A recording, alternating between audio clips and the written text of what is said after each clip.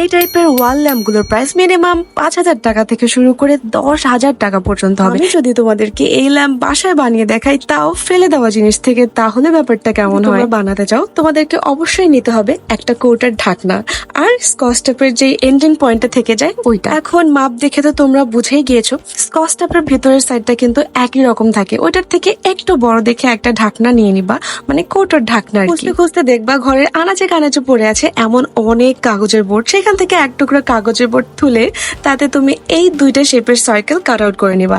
দেন ওই যে ঢাকনাটা, তার চারিদিকে ভালো করে গ্লুগান দিয়ে সার্কেলটা বসিয়ে নিবা। তোমরা বলতে পারো, আপু এইটা দেওয়ার কি দরকার ছিল?